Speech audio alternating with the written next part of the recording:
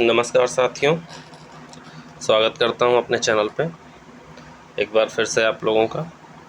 अगर आप चैनल पे नए हैं तो चैनल को सब्सक्राइब कर दीजिए। ये हमारा 9वां टेस्ट है घटना चक्र का, ठीक है। अगर आपने पिछले टेस्ट नहीं देखे तो चैनल पे जाके देख लीजिए। प्लेलिस्ट है, प्लेलिस्ट में पूरे हैं। और 10 टेस्ट पहले हुए थे, 10 टेस्ट कल तक कंप्लीट हो जाएंगे इसके भी। बाकी अलग से भी 4-6 टेस्ट आएंगे बैठ के, और उसके बाद से मैं शुरुआत करूंगा समीक्षा अधिकारी और अगले वर्ष जो PCS होने वाला है 2023 में, उसके लिए, ठीक है। हिंदी के भी 7-7 टेस्ट आएंगे, तो चैनल पे बने रहिए। तो आज के सेशन को शुरू करते हैं बिना देर किए हुए। आज का हमारा पहला प्रश्न है, सूची को मिलाना है। एक तरफ हड़प्पीय स्थल दिए गए हैं, एक तरफ स्थिति दी गई है, ठीक है। तो देखिए, मांडा संबंधित था जम्मू कश्मीर से, ठीक। दैमाबाद संबंधित था महाराष्ट्र से, कालीबंगा था राजस्थान से, और राखी गढ़ी थी हरियाणा से। ऑप्शन सी सही है। मैंने पहले से ही हालांकि टिक लगा रखा है, इसलिए क्योंकि बहुत सारे लोगों को दिक्कत ये हो रही थी टेस्ट के समय कि जैसे ही मैं टेस्ट ऐसे हटाता था कुछ इस तरह, तो उनको पता नहीं चलता था कि आंसर क्या था। तो अब यो आंसर देख सकते हैं, इसलिए मैं जो है पहले से टिक कर देता हूँ, हाईलाइट कर देता हूँ, ठीक है। तो हमारा जो है फर्स्ट का आंसर सी हो जाएगा। देखिए, हड़प्पा स्थल से प्रश्न जरूर पूछे जाते हैं, तो ये इनको बहुत ध्यान से याद रखिएगा। अगला प्रश्न है, उपनिषद पुस्तकें हैं, तो दर्शन पर आधारित उपनिषद पुस्तकें हैं, ठीक है। इन्हें क्या कहा जाता है? उपनिषद पे जो दर्शन पर आधारित पुस्तकें हैं, इन्हें कहा जाता है वेदांत, ठीक है। वेदांत कहा जाता है, याद रखिएगा। चोलों की राजधानी थी, तो चोलों की राजधानी तंजौर थी, ठीक है। और इसके अलावा जो है गंगैट चोलपुरम जो है भी चोलों की राजधानी बनी थी। संगम काल में चोलों की राजधानी उरैयर थी, ठीक है। निम्नलिखित में से कौन एक युग्म सही सुमेलित नहीं है?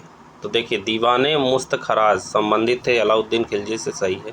दीवाने अमीर कोही मोहम्मद बिन तुगलक से, सही है। दीवाने खैरात फिरोज तुगलक से, ये भी सही है। दीवाने रियासत बलबन से संबंधित नहीं थे, दीवाने रियासत संबंधित थे खिलजी से। किससे? खिलजी से, अलाउद्दीन खिलजी, ठीक। अलाउद्दीन खिलजी से संबंधित थे। अगला प्रश्न है, निम्न यूरोपीय शक्तियों ने भारतीय व्यापार में समय समय पर प्रवेश किया। तो सबसे पहले कौन आए? पुर्तगाली आए, ठीक है। फिर उसके बाद कौन आए? उसके बाद आए डच, फिर आए अंग्रेज, फिर फ्रांसीसी अंत में, ठीक। और सबसे लास्ट में पुर्तगाली गए थे, ये तो आपको पता ही होगा। अगला प्रश्न है, 1857 की स्वाधीनता संग्राम का प्रतीक था। तो कमल और रोटी जो है 1857 के स्वतंत्रता संग्राम का प्रतीक था। अगला प्रश्न है, सुमेलित करना है सूची 1 को सूची 2 से, ठीक है। तो देखिए कि जो है पार्टी हैं जिनका गठन जिसने किया था उनसे संबंधित। तो अभिनव भारत जो है VD सावरकर से संबंधित है। किससे? VD सावरकर से। अनुशीलन समिति संबंधित है अरविंदो घोष से, ठीक है। अरविंद घोष से संबंधित है। गदर पार्टी की स्थापना लाला हरदयाल ने की थी, पढ़ा होगा आपने। और स्वराज पार्टी का गठन CR दास ने किया था। तो इससे संबंधित उत्तर हम लोग देख लेते हैं। इससे संबंधित उत्तर है हमारा डी, ठीक है। अगला प्रश्न है, निम्नलिखित में से किसने बंगाल के विभाजन 1905 के विरोध में हुए आंदोलन का नेतृत्व किया था? तो सुरेंद्र नाथ बनर्जी ने किया था। अगला प्रश्न है, अखिल भारतीय हरिजन संघ की स्थापना किसने की थी? तो महात्मा गांधी ने की थी, ठीक। अगला प्रश्न है, निम्नलिखित में से किस अधिनियम के द्वारा अंग्रेजों ने भारत में सर्वप्रथम परोक्ष निर्वाचन प्रणाली की शुरुआत की? तो 1892 में, ठीक। संसार का सबसे बड़ा द्वीप है, तो संसार का सबसे बड़ा द्वीप कौन सा है? ग्रीनलैंड है। द्वीप पूछा है, ठीक है। ग्रीनलैंड सबसे बड़ा द्वीप है, महाद्वीप नहीं पूछा है, द्वीप पूछा है, ठीक। अगला है, विश्व की सबसे लंबी पर्वत श्रृंखला है। तो एंडीज जो है पर्वत श्रृंखला है। मैंने एक टेस्ट में दिखाया था कि एंडीज जो है दक्षिणी अमेरिका में स्थित है। दक्षिण अमेरिका कुछ इस तरह बना हुआ है, ठीक।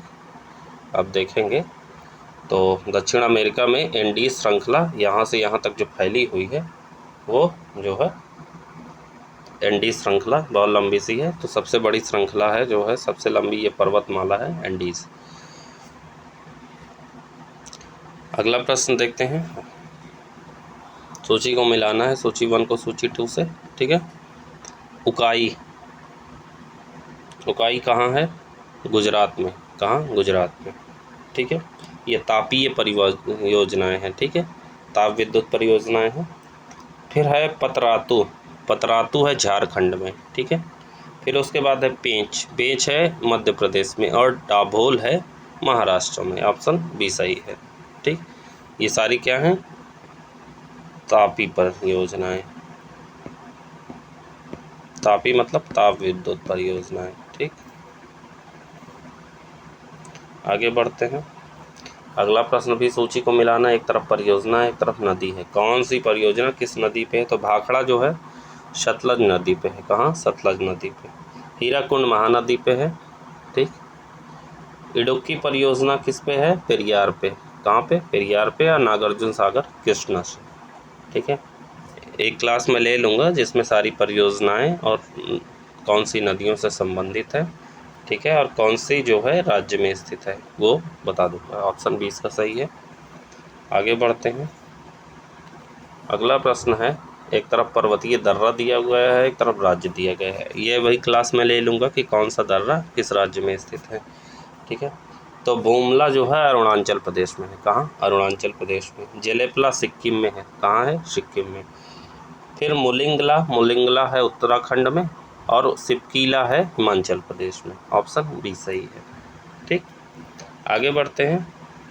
अगला प्रश्न है हमारा, 1991 में नई आर्थिक नीति में अपनाई गई मुख्य रणनीति थी। तो ये सभी रणनीतियाँ थी, उदारीकरण, निजीकरण और वैश्वीकरण। एलपीजी रिफॉर्म हुआ था, सॉरी एलपीजी, एलपीजी मतलब लिबरलाइजेशन, प्राइवेटाइजेशन और ग्लोबलाइजेशन। ये रिफॉर्म जो है अपनाया गया। अगला है ऑपरेशन फ्लड का संबंध किससे है? दुग्ध उत्पादन से। ऑपरेशन फ्लड जो क्रांति चलाई गई थी दुग्ध उत्पादन, तो श्वेत क्रांति के जनक किसे कहा जाता है? वर्गीज कुरियन को। किसको? वर्गीज कुरियन। पूछा जाता है, कई बार पूछा गया प्रश्न है, श्वेत क्रांति के जनक कौन है? वर्गीज कुरियन, ठीक। आगे बढ़ते हैं। अगला प्रश्न देखते हैं। भिलाई स्टील संयंत्र एक उपक्रम है, किस? सार्वजनिक उपक्रम है, ठीक है। ये सार्वजनिक उपक्रम है। इसकी स्थापना जो है USSR मतलब पूर्व सोवियत संघ के सहयोग से की गई थी। अगला है मेक इन इंडिया कार्यक्रम का लोगो है, तो शेर है मेक इन इंडिया कार्यक्रम का लोगो, ठीक है। मेक इन इंडिया कार्यक्रम कब लॉन्च किया गया है? तो ये लॉन्च किया गया था 25 सितंबर। कब? 25 सितंबर 2014, ठीक है। मेक इन इंडिया की शुरुआत 25 सितंबर 2014 से, ठीक, 25 सितंबर 2014। अगला है आबिद हुसैन समिति का संबंध था, तो आबिद हुसैन समिति का संबंध लघु उद्योगों से था, ठीक। नेक्स्ट क्वेश्चन की तरफ बढ़ते हैं। ग्राम पंचायत के निर्वाचित प्रतिनिधियों का कार्यकाल कितना होता है? तो 5 वर्ष होता है। कितना? 5 वर्ष। अगला है वर्ष 2000 में निम्न में से किस राज्य का गठन नहीं हुआ था? तो सन 2000 में किस राज्य का गठन नहीं हुआ था? तेलंगाना का, ठीक है। तेलंगाना का गठन कब हुआ? वर्ष 2014 में, ठीक है। 2014 में गठन हुआ था, तेलंगाना नया राज्य बना था, ठीक है। अगला प्रश्न है, अच्छा 2000 में गठन इन तीनों राज्यों का हुआ, अच्छा ठीक है, झारखंड, छत्तीसगढ़ और उत्तराखंड। अगला प्रश्न है, किसी भारतीय राज्य की प्रथम महिला राज्यपाल कौन थी? तो सरोजनी नायडू थी, ठीक है। वो 15 अगस्त 1947 से 2 मार्च 1949 तक उत्तर प्रदेश की राज्यपाल थी, ठीक। और कृषि राज्य की मुख्यमंत्री बनने वाली पहली महिला कौन थी? सुचेता कृपलानी, 1963 से 1967 उत्तर प्रदेश की बनी थी, ठीक है। तो दोनों ही चीज़ें उत्तर प्रदेश में हुआ।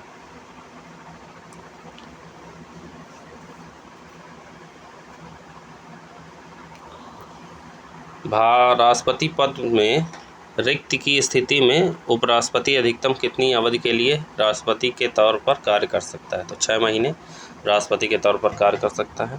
अगला है, निम्नलिखित में से क्या भारत के संविधान की विशेषता नहीं है? तो एकात्मक प्रणाली नहीं है भारत के संविधान की विशेषता, बल्कि इसकी कौन सी विशेषता है? संघीय है, संघीय, ठीक, संघीय है, मूलभूत अधिकार है, मूलभूत अधिकार, ठीक, मूलभूत अधिकार है, और साथ ही साथ सत्ता का विभाजन, सत्ता का विभाजन, ठीक, सत्ता का विभाजन भारत के संविधान की विशेषताओं में शामिल है। आगे बढ़ते हैं। ध्वनि निम्नलिखित में से किस माध्यम से तीव्रता से गुजरती है? तो ठोस माध्यम से तीव्रता से गुजरती है।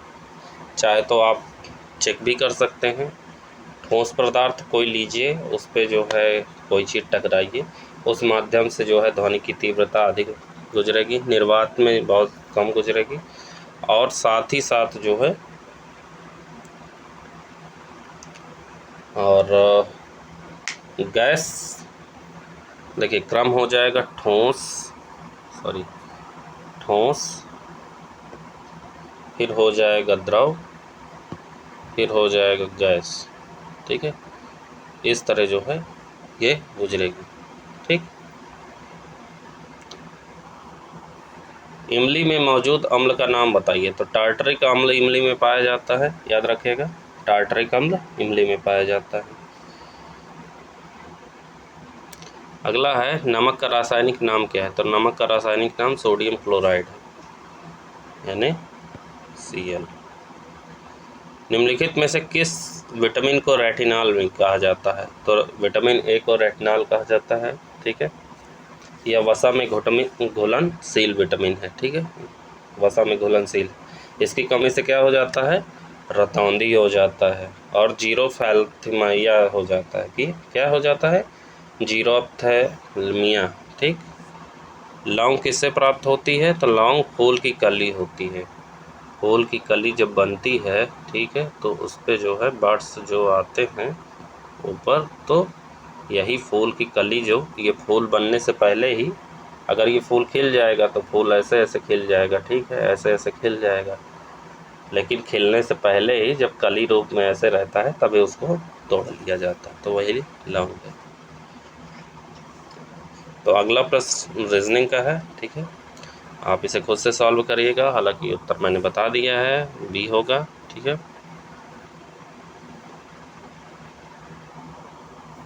फिर उसके बाद 32 का ए, 33 का बी, 34 का सी और 35 का बी, ठीक है। देख लीजिए आप प्रश्नों को और खुद से सॉल्व करने की कोशिश करिए कि इसका आंसर ये क्यों आ रहा है। आगे बढ़ते हैं, अगला प्रश्न देखते हैं। हिंदी का प्रश्न है, पवन का संधि विच्छेद क्या है? तो पवन का संधि विच्छेद होगा पो प्लस अन, ठीक है, पो प्लस अन, गलत करके मत आइएगा, ठीक। अगला प्रश्न है, शुद्ध वर्तनी का चयन कीजिए। अस्पृश्यता, ठीक है, ये सही है, बाकी सारे गलत हैं। निम्नलिखित में से एक शब्द की वर्तनी अशुद्ध है, ठीक है, आजीविका लिखा है, बल्कि क्या होता है?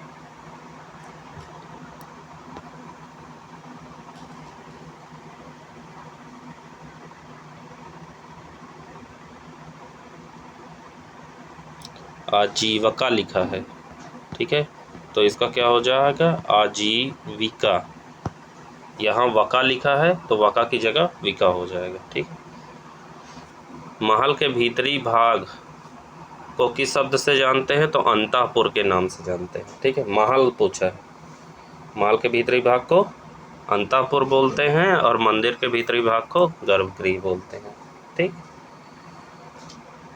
ऋजु का विलोम क्या होगा? तो ऋजु का विलोम क्या होता है? वक्र होता है, ठीक। आगे पैसेज है, इसको पढ़ेंगे फिर उसका उत्तर जानेंगे।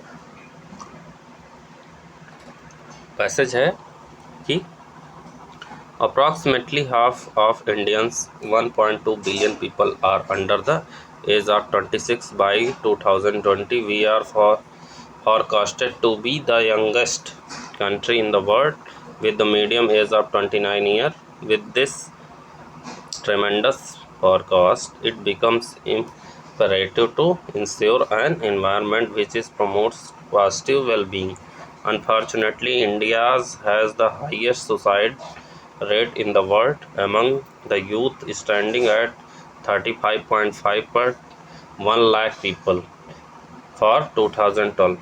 The reason for the such high numbers can be attributed to lack of economic, social and emotional resources, more specifically academic pressure, workplace stress, social pressures, modernization of urban centers, relationships, concerns, and the breakdown of support system. Some researchers have attributed the rise of youth suicide to urbanization and आगे बढ़ते हैं।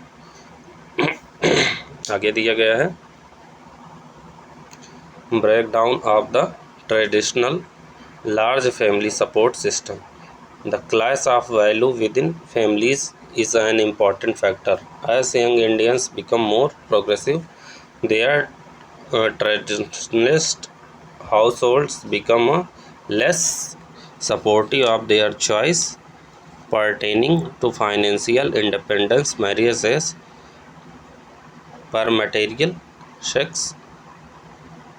marital sex, rehabilitation and taking care of the elderly.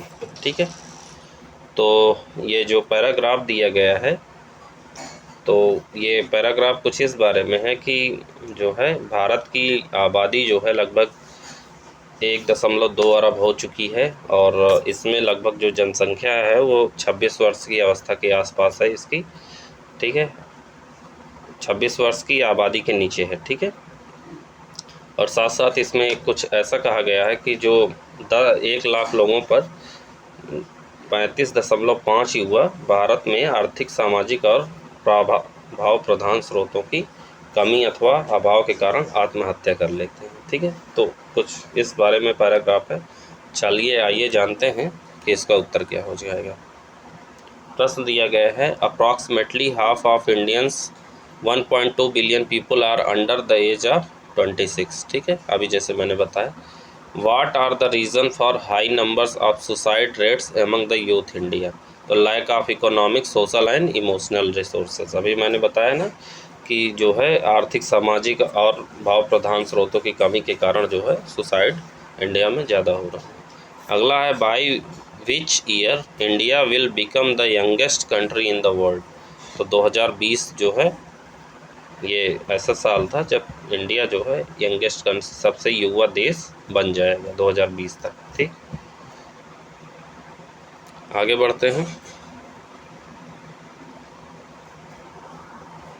Give synonyms for the following words. Complicated. Complicated mean क्या होता है? जटिल होता है, क्लिष्ट होता है, पेचीदा होता है। तो इसका जो है समानार्थी शब्द हो जाएगा कॉम्प्लेक्स। कॉम्प्लेक्स मीन क्या हो जाएगा? पेचीदा हो जाएगा, जटिल हो जाएगा। ठीक, अगला है antonyms for the following words. Arrogance. Arrogance mean क्या होता है? घमंडी, मन, दम्भ, अहंकारी, अभिमान। ठीक है, तो उसका क्या हो जाएगा? ह्यूमिलिटी। ह्यूमिलिटी का जो है क्या अर्थ हो जाएगा? ह्यूमिलिटी का अर्थ हो जाएगा विनम्र, विनय, नम्रता, विनम्रता। ठीक है, आदि। अगला प्रश्न रीजनिंग के सवाल है। देखिए सबके उत्तर मैंने लगा दिए गए हैं। 46 का सी, 47 का डी, 48 का ए। लगा लीजिएगा, बहुत आसान क्वेश्चन है, कैसे लगाना है। 49 का डी और 50 का डी। ठीक,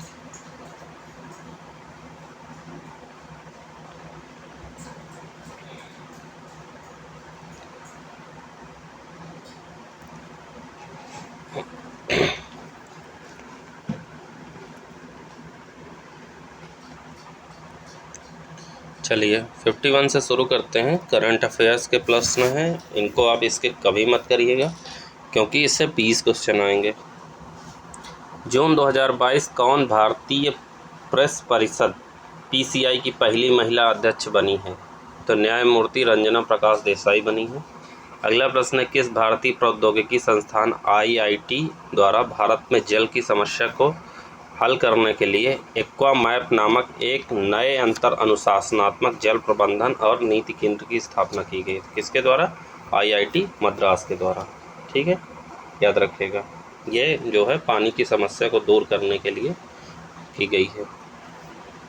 आगे बढ़ते हैं। अगला प्रश्न है, भारत का पहला ग्राफीन नवाचार केंद्र किस राज्य में स्थापित किया जाएगा? तो केरल राज्य में स्थापित किया जाएगा। अगला है, हाल ही में कौन भारतीय अभिनेत्री फ्रांस की फैशन कंपनी लुइस वुइटन की पहली भारतीय ब्रांड एम्बेसडर बनी है? तो दीपिका पादुकोण बनी है। ठीक है। अगला है, किस शहर में भारत का पहला बायोगैस से चलने वाला EV चार्जिंग स्टेशन चालू किया गया है? तो मुंबई में। ठीक है, ये बायोगैस से शुरू किया गया है, जो है हाजी अली के पास।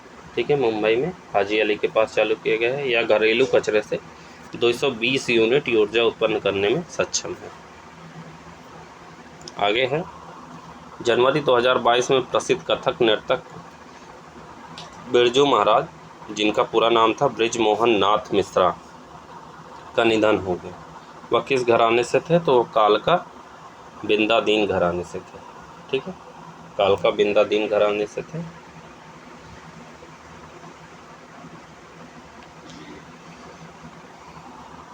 लखनऊ। ठीक है, कालका बिंदादीन घराना लखनऊ में। बिरजू महाराज को जो है 1986 में पद्म विभूषण दिया गया था। कब? 1986 में। चर्चा में रहे हैं तो याद रखिएगा, हो सकता है कब जो है इनको पद्म विभूषण दिया गया था। आगे बढ़ते हैं। 22 मार्च 2022 को केंद्रीय जल शक्ति मंत्री गजेंद्र सिंह शेखावत द्वारा विश्व जल दिवस के अवसर पर शुरू किए गए अभियान का क्या नाम है? तो उसका नाम है सुजलाम 2.0। ठीक है, सुजलाम 2.0 शुरू किया गया है। ठीक, विश्व जल दिवस के अवसर पर। अगला है, जून 2022 में कौन राज्य केंद्र शासित प्रदेश एक राष्ट्र एक राशन कार्ड योजना का लागू करने वाला देश का 36वां राज्य बन गया है? तो असम। ठीक,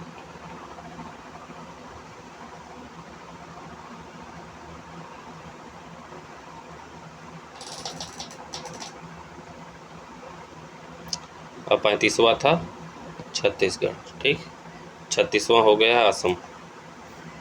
चर्चा में रहा है तो पूछ सकता है। फरवरी 2022 में केंद्र सरकार ने ग्रीन हाइड्रोजन ग्रीन अमोनिया नीति का अनावरण किया। इस नीति के तहत ग्रीन हाइड्रोजन और ग्रीन अमोनिया के उत्पादकों को कितनी अवधि तक अंतर्राज्यीय पोषण शुल्क से छूट मिलेगी? तो 25 वर्षीय। ठीक, अगला है, मई 2022 में किस भारतीय पत्रकार को मरणोपरांत पुलित्जर पुरस्कार 2022 प्रदान करने की घोषणा की गई है? तो दानिश सिद्दीकी को। ठीक, अगला प्रश्न है, लोसार उत्सव किस जनजाति के लोगों द्वारा मनाया जाता है? तो मोनपा के द्वारा मनाया जाता है। लखनऊ की राजधानी है। किसकी राजधानी है? उत्तर प्रदेश की। ठीक है, उत्तर प्रदेश लखनऊ की राजधानी है। निम्नलिखित में से एमनेस्टी इंटरनेशनल किससे संबंधित है? तो मानवाधिकार से संबंधित है। याद रखिएगा, एमनेस्टी इंटरनेशनल पूछा जा सकता है। ठीक,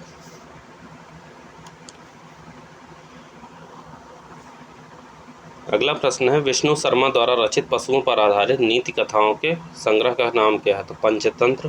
काफ़ी चर्चा में रहता है। ठीक है, तो पंचतंत्र है, ये जो है पशुओं पर आधारित है। अगला प्रश्न है, मैड्रिड किसकी राजधानी है? तो स्पेन की राजधानी मैड्रिड है। अगला प्रश्न है, कर्नाटक की संसदीय सीटों राज्यसभा की संख्या कितनी है? 12 है। ठीक, प्रतिवर्ष अंतर्राष्ट्रीय महिला दिवस कब मनाया जाता है? तो 8 मार्च को मनाया जाता है। बिरसा मुंडा जनजातीय नायक नामक पुस्तक किसने लिखी है? तो प्रोफेसर आलोक चक्रवाल ने लिखी।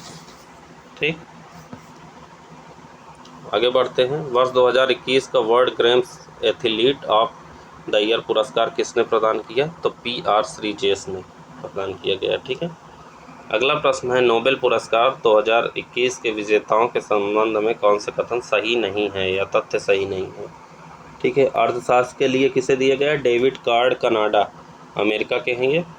Joshua D Angrist Israel America के हैं। और गोइडो डब्ल्यू इम्बेंस जो है ये नीदरलैंड अमेरिका से। तो ये तीनों को जो है संयुक्त रूप से दिया गया अर्थशास्त्र में। शांति में मारिया रेस्सा फिलीपींस की और दिमित्री मुरातोव रूस के हैं, इन्हें दिया गया।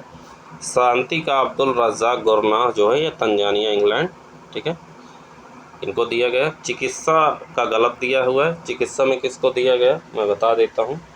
चिकित्सा में दिया गया जो है नोबेल पुरस्कार डेविड जूलियस। किसको? David Julius. डेविड जूलियस कहाँ से हैं? डेविड जूलियस हैं अमेरिका से। और किसको दिया गया? आर्डम पाटापोसियन।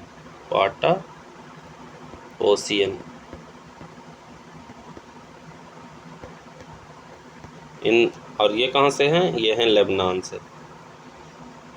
तो इन दोनों को जो है दिया गया किसके लिए? चिकित्सा के लिए, ठीक, याद रखिएगा। चलिए आगे बढ़ते हैं। आगे पैराग्राफ दिया गया है हिंदी का, पढ़ेंगे और उत्तर जानेंगे। पैराग्राफ है कुछ कहा जा रहा हो उससे कहीं महत्वपूर्ण होता है अपनी बात कहने का तरीका। आप कितनी ही ज़रूरी बात क्यों न कहें, अगर आपकी बात कोई सुने नहीं, महसूस ही न करे, तो उसे कहने का फ़ायदा ही क्या है। किसी के कहे को सुनने के लिए, उसे महसूस करने के लिए पूरा ध्यान केंद्रित करने की ज़रूरत होती है। और वही मिलता था मुझे उस महान संगीतक बीथोवन के स्वरों द्वारा पूरा ध्यान। आप पूछ सकते हैं कि आवाजाही और बातचीत के शोर से भरे किसी कमरे में दूसरे छोर पर बैठा कोई बच्चा उन 8 कोमल स्वरों को कैसे भला सुनता हो। इस सवाल का जवाब तो कोई शिक्षक भी दे सकता है। ये स्वर सुन तो वे बच्चे ही पाते थे जो पियानो के बिल्कुल पास खड़े हैं, और तब उनका स्पर्श दूसरों को आगाह करता था। पर कुछ ही क्षणों में तेज़ी से फैलती वह खामोशी बोलने लगती है, और जब तक आखिरी स्वर की गूंज खत्म होती है सभी बच्चे शांत हो चुके होते थे। वे खामोशियाँ, वे सन्नाटे याद रहेंगे मुझे, साथ क्या उसके भी कई सालों बाद भी। आगे बढ़ते हैं। प्रश्न है कि लेखिका के अनुसार अपनी बात कहने के संदर्भ में सबसे महत्वपूर्ण क्या है? बात कहने का तरीका। जब तक आपको बात कहने का तरीका नहीं आएगा तब तक जो है महत्वपूर्ण बात नहीं कह पाएंगे। संवाद तभी सार्थक होता है जब कहने सुनने वाले सक्रिय हों, कहने वाले भी सक्रिय हों और सुनने वाले भी सक्रिय हों, तब कम्युनिकेशन अच्छा हो पाता है। आगे है, खामोशी ही बोलने लगती है से अभिप्राय क्या है? कि जब कुछ बच्चे धीरे धीरे बोलना बंद कर देते हैं तो बाकी बच्चों को पता चल जाता है कि उन्हें भी शांत होना है, ठीक। आगे है, लेखिका के अनुसार क्या? एक शिक्षक अपने बच्चों को बहुत अच्छी तरह जानता है, ठीक। महत्वपूर्ण शब्द है कौन सा? यौगिक।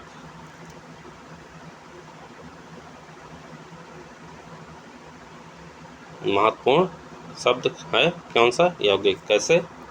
महत्व प्लस पूर्ण, महत्व प्लस पूर्ण के योग से मिलकर बना है महत्वपूर्ण। तो योग मतलब बीच में धन लगा हुआ है, योग मतलब यौगिक, ठीक, योग या यौगिक। आगे है, फिर से दिया गया है 70 to 60 तक के लिए पैराग्राफ, पढ़ेंगे और उत्तर जानेंगे। लिखा है, बुद्धिजीवी वह है जो विचार के माध्यम से सत्य का अन्वेषण करता है। सत्य की अवधारणा सुंदर है किंतु बहुत अमूर्त और द्वेघात्मक भी है। शायद समस्त सार्वभौमिक अवधारणाओं की तरह वह थोड़ा अस्पष्ट होती है। बुद्धिजीवी आदि दार्शनिकों को और तत्ववेदाताओं से थोड़ा अलग होता है, तो मेरे विचार में इसलिए कि वह सार्वभौमिक और विशिष्ट के बीच नाजुक और मूल्यवान संतुलन बनाने का प्रयास करता है। समाज की हर विशिष्ट समस्या पर विचार करते समय उसके सामने कुछ ऐसे मूल्य होते हैं जो परम और शाश्वत होते हैं। जरूरी नहीं वह उन्हें परिभाषित करे, किंतु उन्हें आलोक में वह अच्छे और बुरे, नैतिक और अनैतिक, सही और गलत का विवेक अर्जित करता है। वह जो है उसके यथार्थ का तटस्थ ढंग से यथावत विश्लेषण करता है। पूर्ण रूप से वस्तुपरक होना उसकी प्राथमिक शर्त है, किंतु वह ही काफ़ी नहीं है। वस्तुपरक तो वैज्ञानिक, समाजशास्त्री, गणितज्ञ भी होते हैं। यदि बुद्धिजीवी उनसे अलग है तो इसलिए वह जो है उसका अवलोकन करते समय जो होना चाहिए उसके बारे में विचार करता है, और इस तरह के नैतिक आयाम स्वतः ही उसके बौद्धिक कार्यकलाप से जुड़ जाता है। बुद्धि के माध्यम से वह आलोचनात्मक चेतना का संवाहक बन जाता है। आगे लिखा है कि चेतना का यह तत्व ही है जो भारतीय परंपरा में बुद्धिजीवी को एक मनीषी का गौरव प्रदान करता है। एक ऐसा व्यक्ति ही मनीषी की मर्यादा को प्राप्त करता है जिसका विचार तंत्र मनुष्य का समूचा अस्तित्व, और यह तभी संभव हो सकता है जब वह अपनी बुद्धि को प्रज्ञा में परिलक्षित कर सकने के योग्य हो। प्रज्ञा वह समझदारी है जहाँ मनुष्य अपने आत्म में रहकर भी समूची सृष्टि से जिसमें चराचर सब शामिल है एकात्म स्थापित कर लेता है। ठीक, अब इससे संबंधित प्रश्न को देखते हैं। प्रश्न है कि सत्य की अवधारणा होती है किससे? सार्वभौमिक, अमूर्त और द्विघात्मक से। बुद्धिजीवी के कार्यकलापों में नैतिक आयाम कब जुड़ता है? जब वह क्या होना चाहिए इसकी परिकल्पना करता है। वस्तुपरक ज्ञान होता है, क्या होता है? वस्तु पर आधारित ज्ञान। आगे बढ़ते हैं। अगला प्रश्न है बुद्धिजीवी अनेक तत्ववेत्ताओं से किस प्रकार अलग है? कि वह तटस्थता पर जोर देता है। ठीक। अगला प्रश्न है बुद्धि प्रज्ञा में कब रूपांतरित होती है? तो जब मनुष्य का चिंतन व्यापक होता है और समस्त चराचर जगत उसकी दृष्टि बिंदु में सम्मिलित हो जाता है। ठीक। पैराग्राफ अगर आपने ध्यान से पढ़ा होगा, ध्यान से सुना होगा, तो आपको ये प्रश्न बहुत आसानी से समझ आएंगे। आगे है 81 से 85 तक के लिए देखिए ग्राफ दिया गया है, ध्यान से देख लीजिए। उनसे आधारित प्रश्नों को देखेंगे। इसमें क्या दिया गया है कि XYZ कोई स्कूल है जिसमें विभिन्न वर्षों में 10वीं कक्षा की परीक्षा में उपस्थित लड़कों और लड़कियों की संख्या को दर्शाया गया है। उनसे संबंधित प्रश्नों के उत्तरों को मैंने जो है टिक कर दिया है, आप खुद से सॉल्व करिएगा। मैं बता देता हूँ। 81 का B, 82 का C, 83 का B, 84 का A। ठीक, पास करके खुद से सॉल्व करिएगा। 85 का D। देखिए 86 से लेके 90 तक के प्रश्नों के लिए ये दिया गया है ग्राफ, देख लीजिए ध्यान से।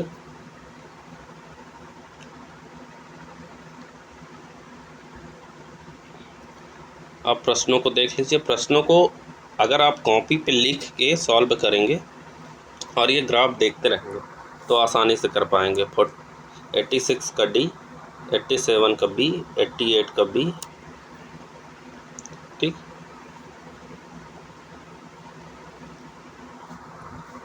89 का A, 90 का C। वीडियो को आप रोक के चित्र को देख लीजिए, फिर प्रश्नों को खुद से सॉल्व करिए। अब 91 से 95 तक के लिए जो प्रश्न दिए गए हैं वो ये हैं। 91 का D, 92 का C। आप ये जो है देख लीजिए एक बार अच्छे से और सॉल्व करिएगा। 93 का C, 94 का A, 95 का B। ठीक है, वीडियो को ध्यान से देख लीजिएगा।